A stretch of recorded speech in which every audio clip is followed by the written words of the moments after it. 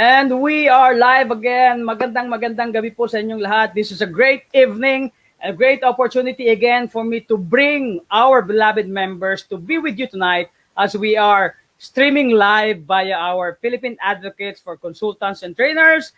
And we are alive and kicking. And we're very happy that we are now going to feature two of our beloved members. We're going to let you know that they are the beloved members. At the same time, we're gonna try to expose them. We're gonna try to get to know them better as we move along with the program. Again, I'm Mr. Rochi Ruiz. I'm the current president of Philippine Advocates for Consultants and Trainers, and I welcome you to this wonderful discussion, wonderful opportunity to really get to know each other in this organization. You know, this platform is really to give you an opportunity to be motivated and to inspire you. If you are aspiring speaker, if you are already speaker, trainer, facilitator, we welcome you to join us and get together. We're gonna learn from each other. The mission is really to help out and motivate and keep the business going as we also help industries to recover from this situation right now in the country. So again, I'm very excited as we are now going to introduce our guests for tonight. We have two lovely ladies. We have two beautiful ladies that we're going to see kung ano yung mga ginagawa nila sa buhay-buhay. So first, I'd like to introduce only their name because I would want them to really introduce themselves for us. Are you ready? So if you are ready, this show is about Cornerstone. You know, Cornerstone is literally a stone at the corner of the building. Once they put a cornerstone, they celebrate. And that's what we're going to do now. We are celebrating life. We are celebrating togetherness with our guest tonight. So I want to introduce Miss Geena Lacerna. Magandang gabi sa'yo, Miss Geena. How are you? Hi! How are you? Good evening, President Roch. Magandang gabi po. I made it on time. Yes. Can you say hi to those who are watching right now? Ngayon, we have a few watchers, but later on, dadami yan. Miss Geena, can you greet them and tell them who you are? Tell them who you are. Hi, good evening, everyone. Magandang gabi po sa inyong lahat. My name is Geena Lacerna. I'm from Laguna. Yeah, specifically, I'm in Calamba. So, we've been here since early 90s. Yan. So I'm into the financial services industry. I'm one of the financial coach there. And I've been doing this financial literacy advocacy for 10 years already, almost 10 years. In a couple of months, I'll be turning 10 years here. Yan. So prior to that, my background was actually into logistics and supply chain. Yan, for more than 20 years. Yan. So nahulaan na ni Press yung aking edad. All right, so we'll get to know you better. We'll get to dig deeper who you are and what you do. But first, I'm very excited also to introduce our second guest for tonight. This is called one-on-two interview with our beloved members. No other than Miss Maricris Escano. Good evening, Miss Maricris. How are you? Good evening. Good evening sa lahat. Thank you so much, President Roche, for guesting me here sa ating Cornerstone. Yan. So magandang gabi sa lahat, magandang hapon or magandang umaga sa mga nasa ibang lugar. Ayun. Correct. By the way, I am Maricris Escanio. So I'm connecting from Las Piñas. Originally, I am a Bicolana. I am from Sorsogon. So I'm here in Las Piñas. I'm also doing financial literacy. So isa rin akong advocate of this. And then, but I'm still working full-time as an accounting manager in Taguig City.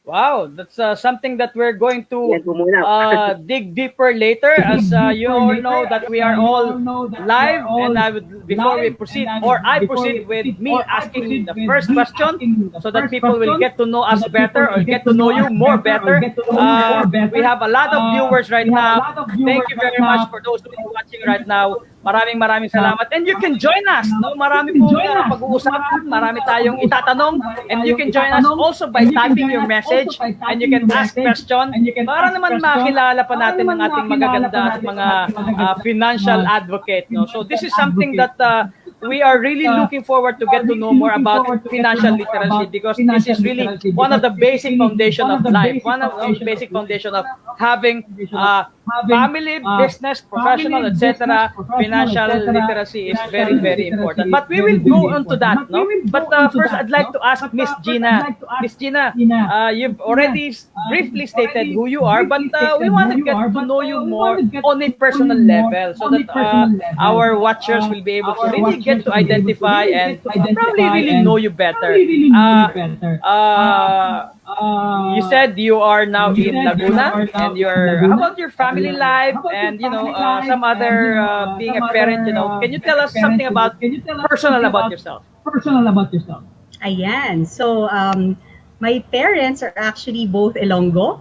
Yan. So, kabalo ko mag-Ilonggo. So, I also understand a little bit of Bisaya. And I'm an only child. But my parents are both joined the Creator already.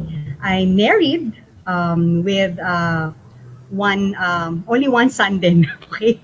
Ang liit ng family namin. Yan. So I'm an only child, and isa lang din ang anak namin. So I'm born and raised in Laguna, specifically in Los Baños. When we got married, we moved here in Calamba. Ayan. So we actually have a very small family lang. Okay? My parents really are pareho silang Sagrado Katoliko. So I was really brought up, alam mo yun, going to the church every Sunday, spending quality time with family, value, honesty, integrity, loyalty, yan, those were the values that my parents instilled in me at a very young age. Ayan, so my father passed away when I was still, I think I just turned 18 during, wala pa yata, I wasn't 18 yet that time. So in terms of maturity, it really got, alam mo yun, na stretch in advance. That's why I really can relate in terms of the importance of being financially educated, because it really happened to our family. Okay, so he worked for so many years. Apparently, lahat nabuhos sa family. They forgot to prepare for themselves, especially in terms of preparation for retirement. Okay, when he passed away, financial responsibilities are still there. Okay, so what happened was I had to support myself to finish college, and by the grace of the Lord, I landed a very good. I was given an opportunity to work in Manila. Yan. So I worked there for more than 20 years. Yan, in the logistics and supply chain company, until there was a shift in my path. Yan. The Lord has other plans for me. Okay. So that's it. Basically, in terms of my personal life, so very small family lang talaga po. But ironically, sa kabilang side, my husband naman, they have a very, very big family. Yan. So malaki yung pamilya nila, and it was really it was by God's grace that I am really blessed with my family, and so with sa side ng aking mga in-laws. Yan. We are truly blessed with that. Wow. Great. That is something that we are always thinking of. Parang may echo, no? There's really, we can, okay, we're gonna, all right. So what about Miss Maricris? Can you tell us really something about yourself? No, as we have heard a lot of really nice story about the family of Miss Geena. So yeah, can you state your professional life to us? Go ahead. Thank you so much for the opportunity. Ay natuwa ako sa story ni Miss Geena kasi we're almost parang magkapareho kami ng pinagdaanan sa buhay, no? So, sabi ko nga, I grew up at Sorsogon. So, doon ako nagtapos ng high school. And then, I am also an only child, an only daughter. Wala na rin both ang aking parents. Pero yung nanay ko, 2014 lang siya nawala. Pero yung papa ko, 5 years old pa lang ako, wala na siya. So I grew up in a province sa family ng papa ko. And then nung nag-college ako, I went to Manila. I came here to pursue college. And then I work as a maid. So nagkatulong po ako just to finish my college. So natapos ko ang pagiging accountant as a kasambahay. And then ang sabi ko, I'll do everything to uplift my living. Kaya lang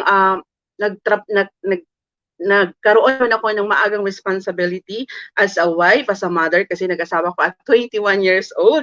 Pero hindi ko tinigil ang pangarap ko. Sabi ko, I will do everything to uplift the life of my family, especially my kids, because they are the most important for me.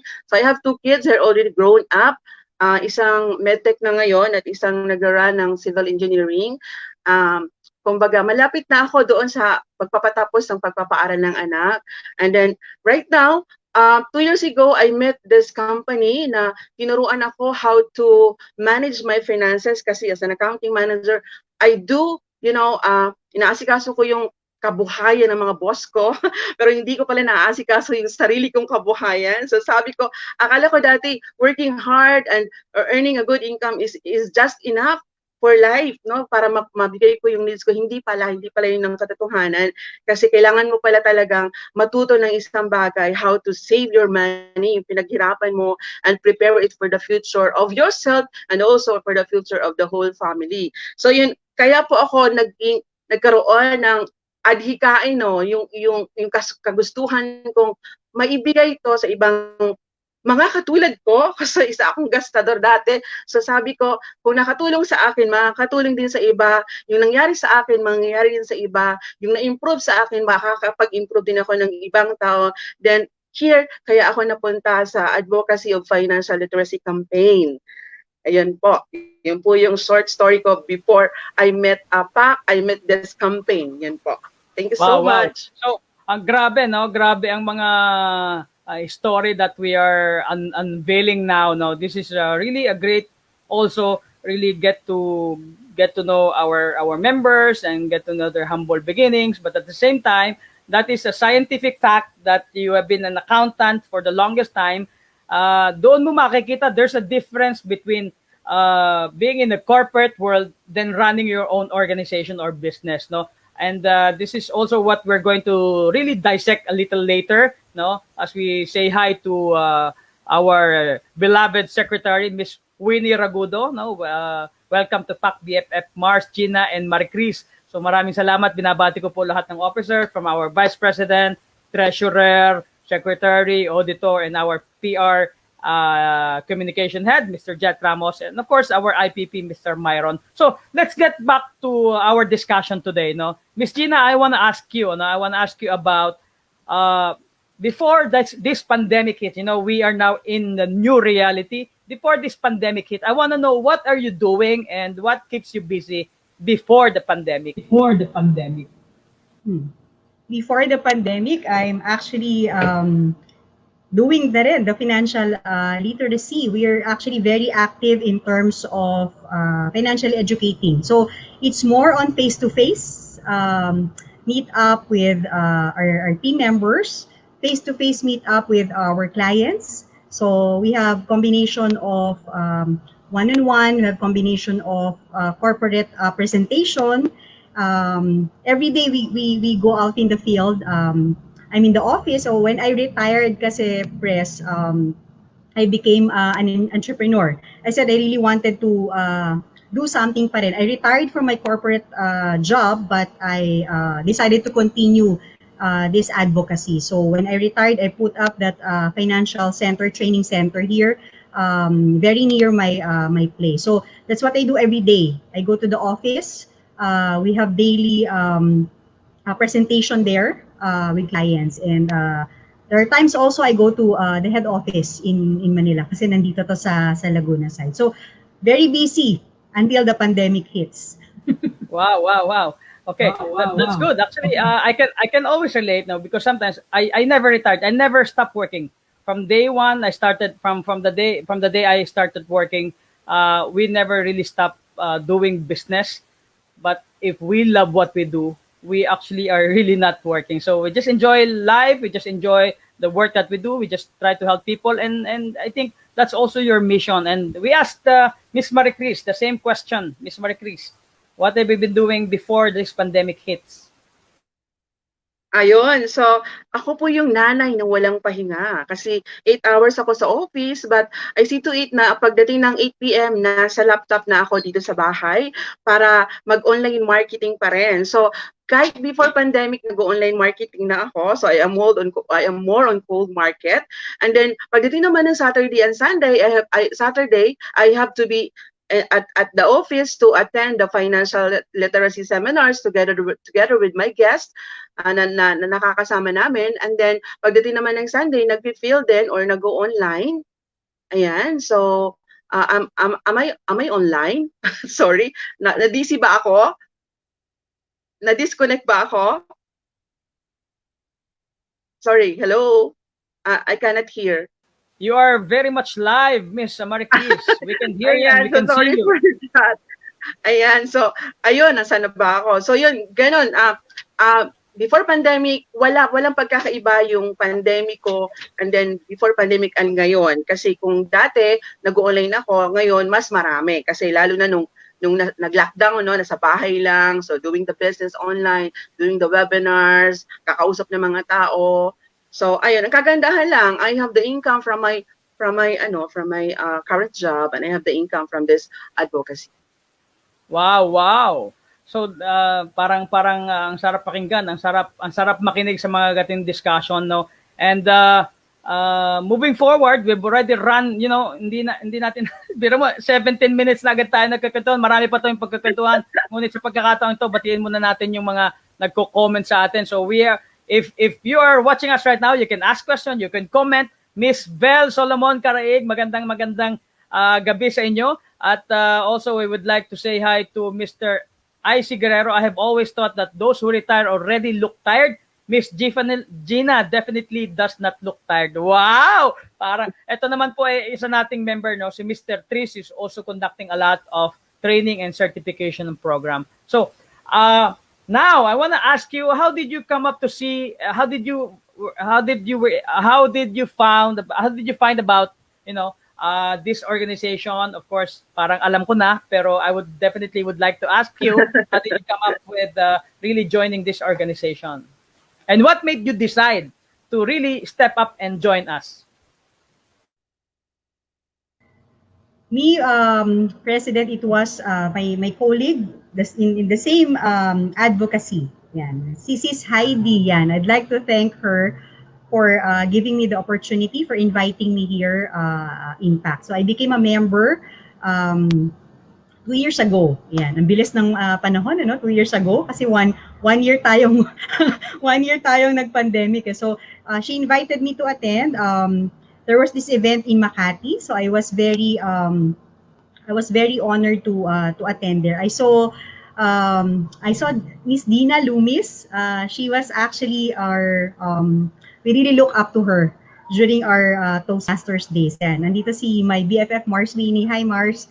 Yan, we were both in the Toastmasters Club back then, and it was Dina Loomis idol yan. So ayan. So nung time na yon, yun, since Heidi invited me, I joined that event in P.A.C.T. and I immediately decided to become a member. Kasi being in the field where you train, you also have to be up to date with the latest.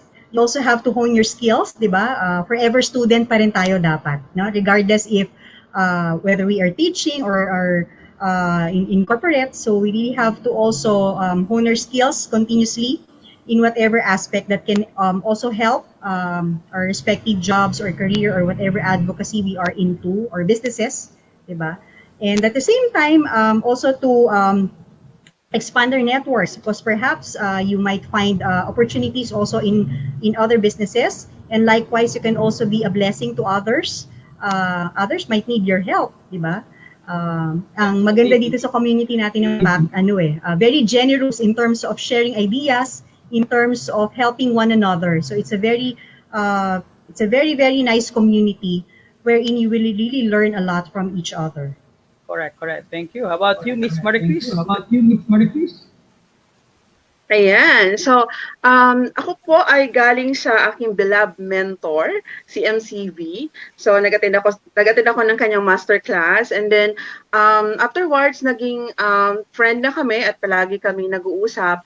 And then, nakita ko, sabi ko, ano ba yung PAC? Ano yung ginagawa dyan? Sabi niya, gusto mo ba mag-join? Sabi niya. So, sabi niya, sige po, tingnan ko muna. And then, nung wala pa tayong page noon wala pa tayong ano. And then nung sumali ako doon sa unang talk kasi ngayon lang akong 2020 sumali, 2021 lang ako nag-join. Hindi ko naabutan yung Christmas party niyo na online.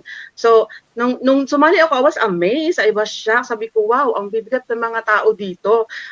Bigat na hindi malaki kundi ang accomplishment, kumbaga, wild accomplishment na sabi ko parang bagay ba ako dito, parang nagsisimula pa lang ako in shifting a career. Sabi ko baka hindi ako bagay, baka ma-off ako, baka and all. Pero I was so happy that yung mga tao dito napaka-humble, down to earth, na makakausap mo talaga kahit na nakikita mo yung kanilang lifestyle. So sabi ko, this is it. This is the new group that I'm into it, na mas mapapalawa ko pa yung kaalaman ko, yung knowledge ko. And then, yes, we have so many learnings na, no? May free, and then napakamura ng mga learnings dito na ino-offer ng mga coaches na talaga namang ma-avail mo. Kasi alam mo, in the end, ikaw talaga yung makikinabang. And in the end, maituturo mo din sa teammates mo or sa friends mo, no? Na kailangan nila yung wala silang pambayad, pwede mo namang, again, it's a part of a mission, it's a part of advocacy. Hindi lang naman financial literacy ang kailangan i-advocate, maraming bagay. Ayun. I'm so happy of being here. Thank you, Miss Maricris. Iyak na naman ako nito. Kasi last time when people talk about, they are so grateful about giving thanks to this organization, it really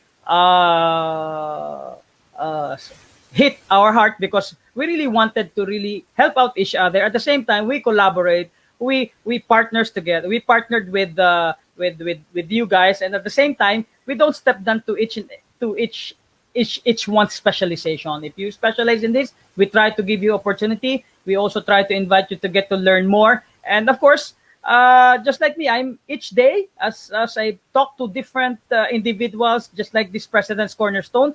It's not all about me. It's not even all about the organization. It's all about the members itself. So as I talk to you guys, I'm learning. I'm learning a lot and really getting a lot of wisdom from all the stories of your life, not just in your profession, but at the same time in your personal life. And that is really what makes me want to lead this organization well. No? So that is our mission, and our mission is to provide opportunity. At the same time, we wanted to create a program just like the professional education have been creating, and the prosperity, we've given a lot of opportunity already.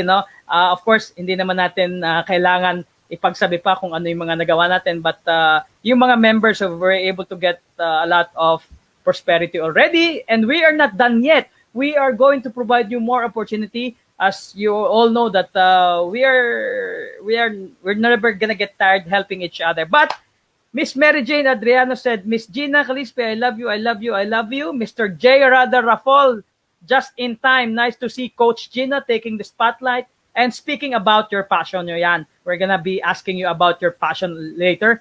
And Mr. Guerrero and Miss Maricris, while working hard at work and still working hard after work, also does not look tired and even very energetic. Yan. Thank you, Mr. IC Guerrero. And let's talk about, your passion. Let's talk about your specialization. No? Medyo alam na natin that you are doing a lot of financial advocacy, financial literacy, trainings, and what made you decide that you can continue this passion, or what brought you to this particular passion? So just like Ms. Geena, after retirement, you right away goes into helping people attain the level of financial literacy.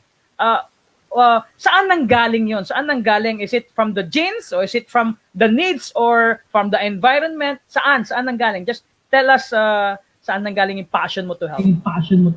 Yeah. Yeah. Thank you again, President Roch. Actually, mapagbiro si Lord. Yun yung unang masasabi ko. Number one, Never in my wildest dreams. Ay, taas ang kamay ko, press, sa mga teachers, sa mga educators. I really admire them. In fact, my in-laws, they're all into nasa education, nasa academe sila. And I really admire them and a lot of people. But never in my wildest dream back then na nangarap ako maging teacher. Okay?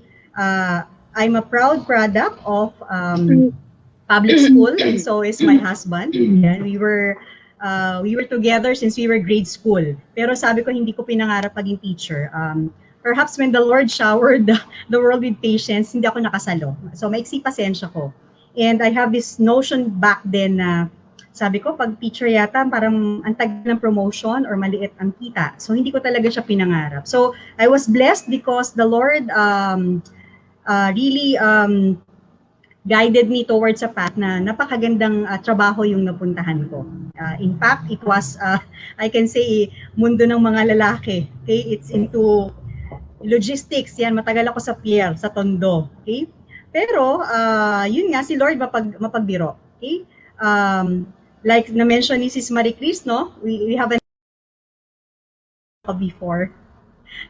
No, alam mo yon, mas I put so much weight in terms of what's going in, but I don't really compute what's the output, yung tinatawag na cash flow. So when my former colleague invited me to attend the financial literacy seminar, it really hit me. Kasi dun ko na-realize at the end of the day, what matters most is what you keep and save, not just really what you earn. Kasi useless yan kahit gano'n nga kalaki yung kinikita natin. But if you don't know how to manage our finances, at the end of the day, yun yung mas importante. And what I've learned from that financial literacy, that is what I applied in my life. And part of which was preparing for my future, for my retirement, protecting myself from my family, and more importantly, I learned how to invest properly and correctly.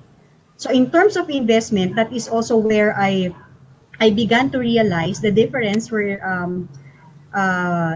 of investing early. Okay? So the beauty of what it has done to my life, I started sharing with my family, dahan-dahan, with my friends, with my relatives, with my colleagues, and sooner or later, I really enjoyed sharing with a lot of people. Okay? Unknowingly, what I was doing na pala, I'm educating. So talagang mapagbiro si Lord. Sabi nga, we may have plans, but at the end of the day, the Lord's plans really prevails. Yung ayaw kong career, yan, that is where I found my passion and purpose in life. And that is to educate for free. God bless you. No, God is good, and God is Almighty. Thank you very much for the sharing. Thank you very much for this.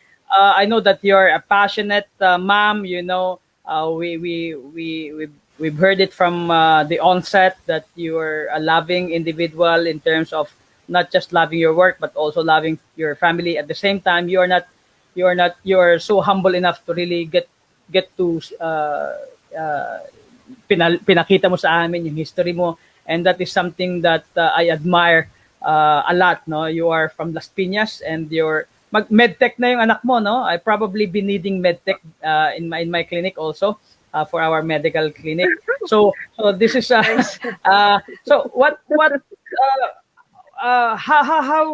how's the fire burning? How do you keep the fire burning in terms of really being an accountant is already there, no? But at the same time, you level up by educating people about their finances, and that is something that we should be thankful about to all the people like you.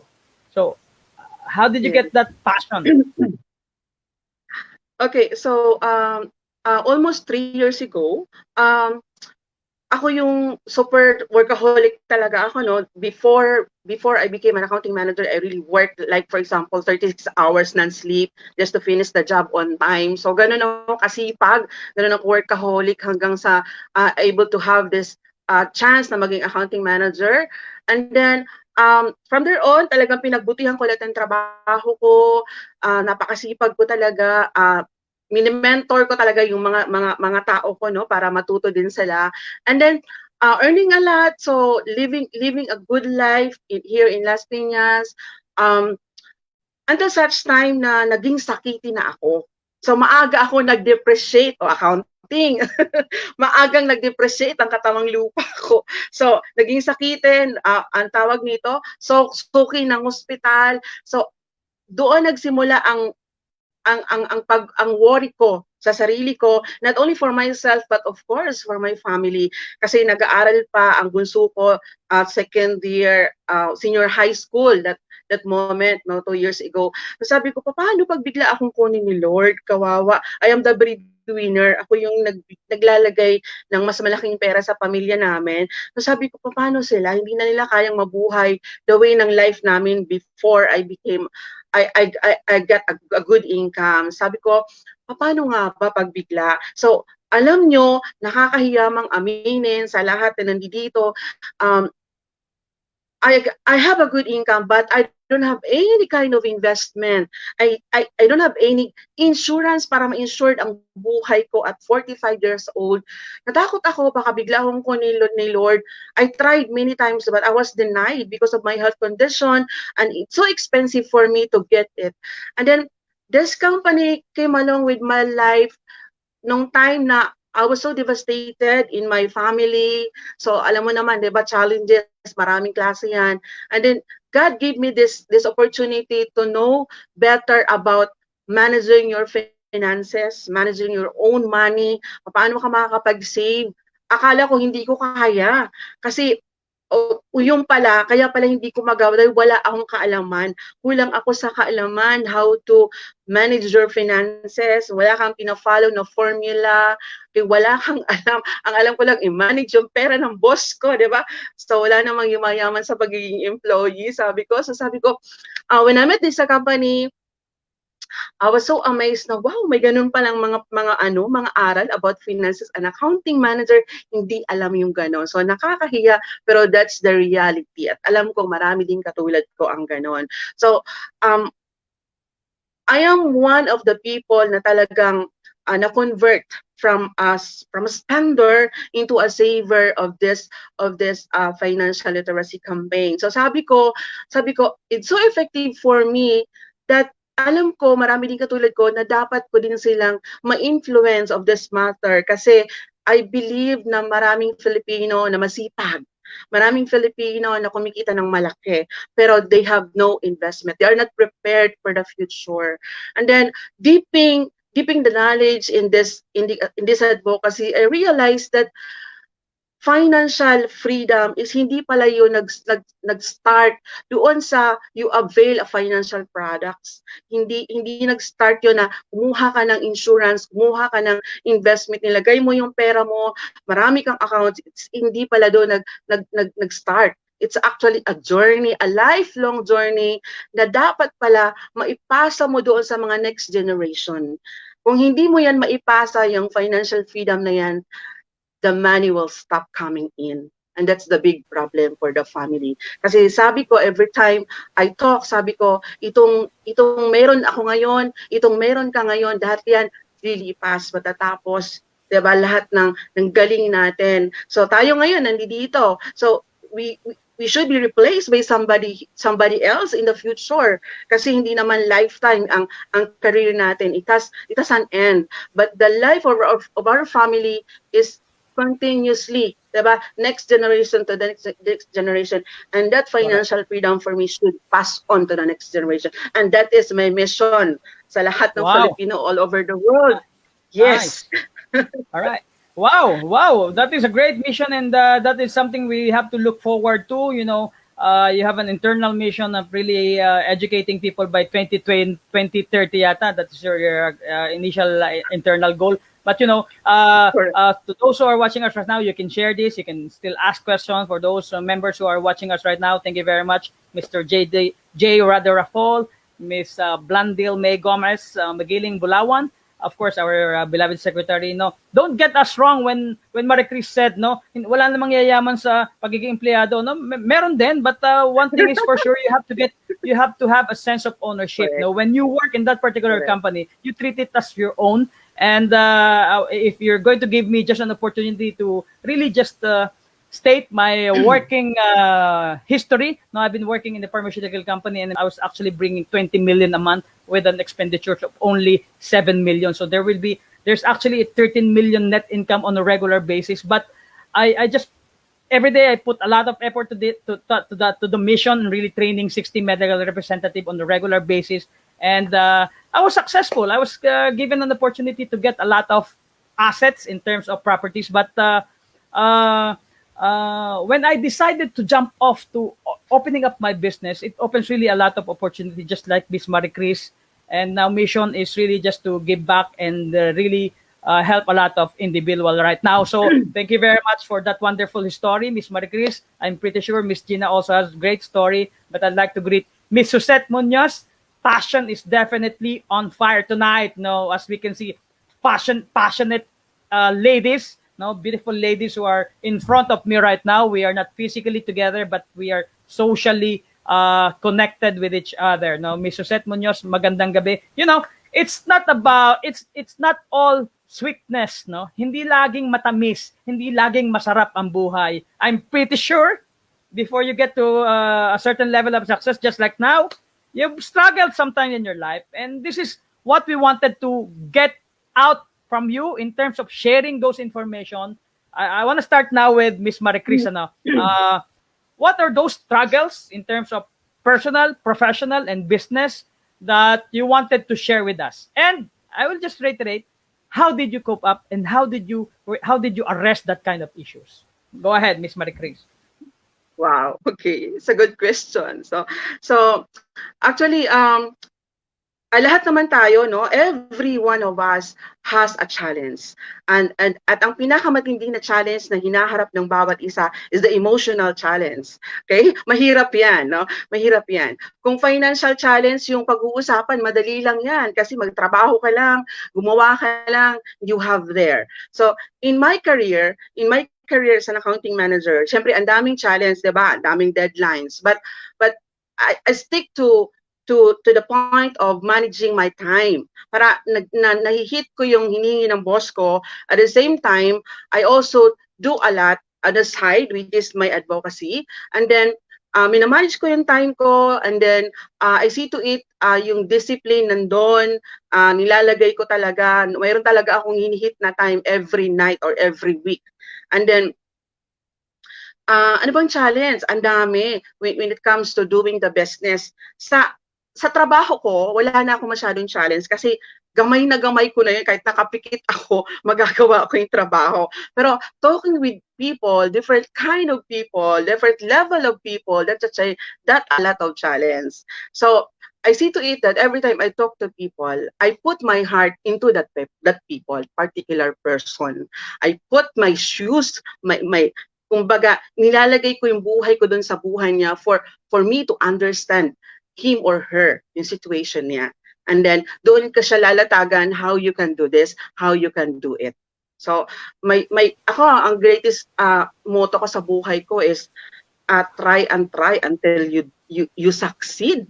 Until na makuha mo yon, just do it and do it and do it, and everything will come. Na parang hindi mo na mamalayan, nandiyan na sa harap mo ang blessings na hinihingi mo kay Lord. So again, I'm also so attached with God. So by the way, I belong to Iglesia ni Cristo. So I am really passionate with my belief in God. So isa 'yon sa tumutulong sa akin. Every time I'm down, siga talaga tinataas niya ako. Every time I have problem, nare-resolve yan ng hindi ko namamalayan. Yun nga, sabi ko, napunta ako sa company, I was in the middle of problem, na talagang problem, na kung mawawasak na yung pamilya ko noon, pero I was God brought me to the company na kung saan marililive ako, and then magkakaroon ako ng pagkakaabalahan, and then yung pala yung way na mas malalawak ang horizon ko. So magkakaroon pala ako ng ibang career. So kumbaga nagkaroon ng opportunity. Yun po. Another nice story, another nice story about, you said love. Nako, hindi niyo natatanong sa isang siguro mga 5 taon na naging love mentor ako ng mga kabataan, no? Anyway, Miss Geena, it's your turn. I'm a firm believer that if we would like to expect blessings in our life, we really have to prepare for it. So expectation, is really very important. So in preparation is very important when you expect something. So di ba parang ano lang yan eh, you don't prepare kung kailan may ano na, kung kailan may problema na. So magtanim ka habang alam mo yon, you start early. So when I joined that advocacy, the first thing I did was I applied what I have learned. Kasi I am also a firm believer that useless ang education if you don't apply what you have learned. And that's exactly how I started here. So in-apply ko yung natutunan ko and life was good. 'Di ba? Parang okay naman tayo but we have to prepare. So whatever it is that we were teaching, very important to walk the talk. You apply what you have learned. So magandang preparation yung binigay sa amin ni Lord through this advocacy because it was a very good ground for us to prepare because we didn't know dito pala ibibigay ni Lord yung malaki naming challenge. So our life was tested, our marriage was tested, business was tested as well. We have a family business. We're into distribution of feed additives. That's actually our family business namin yan for more than 20 years na din. So that is where we experience exposure. Okay? I will not go into details but basta sobrang laki. Okay? Sobrang laki exposure. And you wouldn't imagine na haharapin mo yon. So sabi nga ni Sis Maricris, one of the most challenging part is really coping up with emotional challenges. And one thing I realized when we experienced that, it was a business challenges actually. Pero damay lahat ng aspeto ng buhay. When you talk about that business, it's money, okay, involves money, but also it involves your relationship, it involves as well your day-to-day, your peace of mind, di ba, in all aspect. And your faith is also tested. Okay? So hanggang saan. But again, I was really very grateful. Dala kami sa community kung saan the Lord gave us a playground to really prepare our life because nagawa namin siya and na-apply namin lahat ng natutunan namin. Looking back, sabi ko kung wala kaming ganitong preparation na binigay ni Lord, I don't know what will happen to us. Hindi ko alam how we are going to overcome that. And one of which also the challenge, being an only child like Sis Maricris, no? Most of us are into sandwich generation. I've been through that with my father. Same thing with my mother. Hindi kasalanan ng mga magulang natin that they weren't able to prepare for their retirement. But us, yung generation natin, nakita na natin eh. So let's cut that cycle. Sooner or later, we will be, eventually tayo na yung magiging lola. Okay? So our rule of thumb actually is let us not depend on our children's future income as part of our retirement fund. As part of our retirement plan actually. Okay? So yun yung dinaanan namin sa aming parents. And it's really very challenging because you cannot, as much as possible, di ba, pag nagkasakit ang ating mga mahal sa buhay, let's do all our best to keep them alive. So we don't want that our children to experience that as well. And therefore, we really have to prepare sa atin ngayon. Okay? So those were the challenges, and again, very grateful for sa Panginoon natin. Wow, another revelation of how good, how powerful is prayer of the prayers. Teka lang. Yan. So now that we have heard the stories behind the success of our two beloved guests tonight, you know, God is everything. God can really make wonders, and if you are really just the point is we have to prepare in everything. You will not be talking in front of me if you are not able to prepare, and also you are not prepared to really combat and arrest all those issues and concerns. Now you're happy, you're smiling, and life is doing quite well, and I'm very happy also. Just like what you've said, we have to prepare financially, of course. Sometimes kasi money is king, but not everything, no? So importante din ang pera, minsan nagiging dahilan ng pag-aaway, minsan nagiging dahilan ng mga issue. So we just have to really talk to the right people with the right mindset, with the right advocacy, just like these two lovely ladies in front of me now. Then we can get advice, or you can consult these two. Then later on, we're gonna flash their numbers so that if you do have questions, if you do have inquiries about what is the best product for you at this age, at these circumstances, then they will be able to professionally guide you with the right product for you. Now, so congratulations for really arresting and combating all of those challenges that we have faced during the earlier years of your life. And now I will give you an opportunity to invite them. Now I'll start with Miss Maricris to invite them with your programs, with your advocacy, to invite them in your group, or you can also flash in later your number or paano ka ba nila kukontakin, no? Miss Maricris, you may go ahead. Yeah, thank you so much, President Roche, for this opportunity again. Talking with a lot of people here in P.A.C.T. So, yes, you can contact me from my Facebook, Maricris Escanio. Very simple. Yun lang talaga ang name ko sa aking Facebook, Maricris Escanio.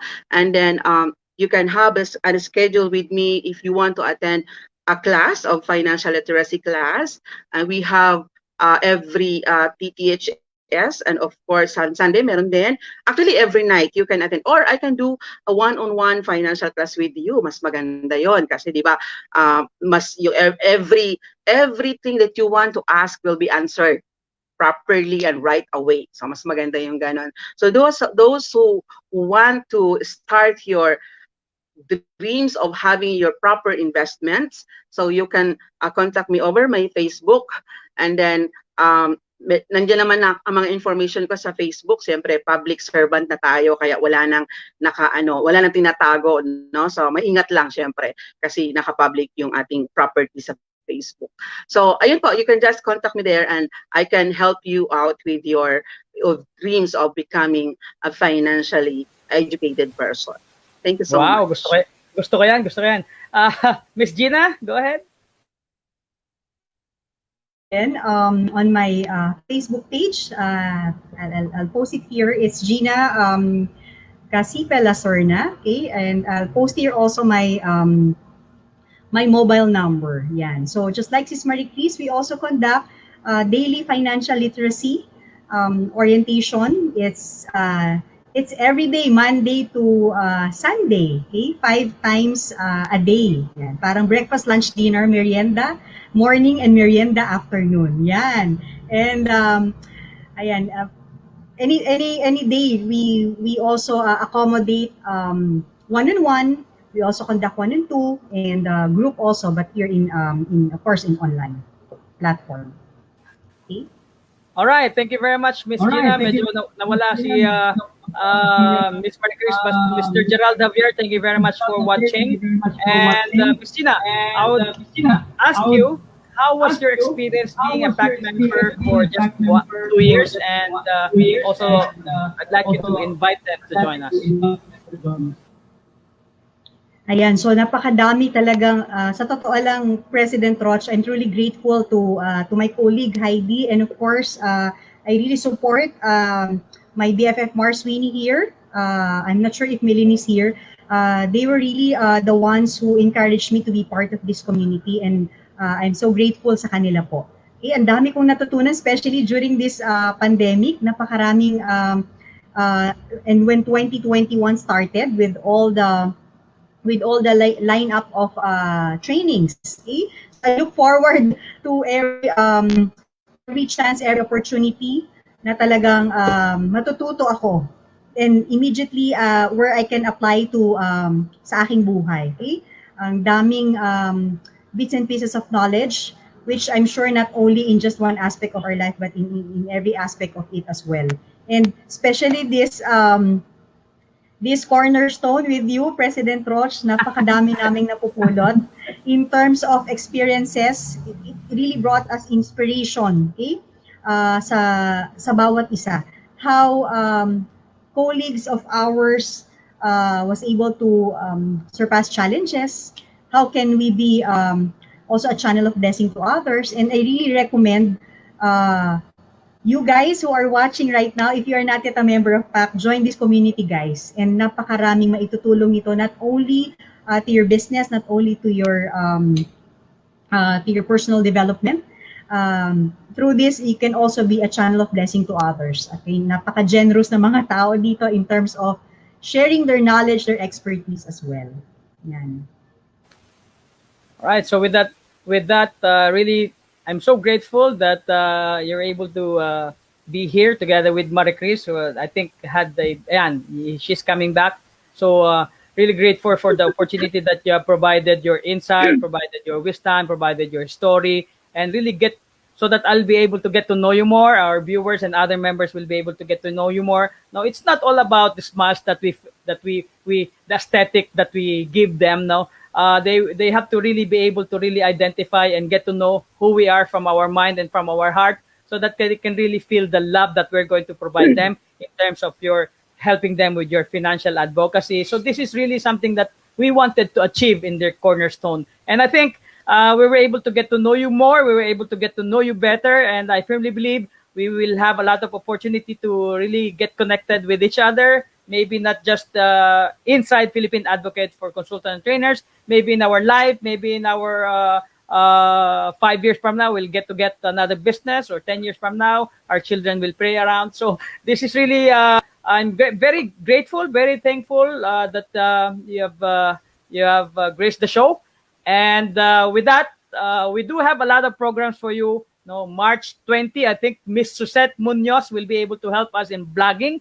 And the IPP, our immediate past president, will be able to give us on March 26. So you better stick with this page, get connected, and be one of us, and be a cornerstone in your own life. Bye-bye. Good night. Good night po. Thank you. Bye-bye. Thank you, President Roch. Thank you, everyone. Thank you, God President bless. Roche. Thank you, Pa.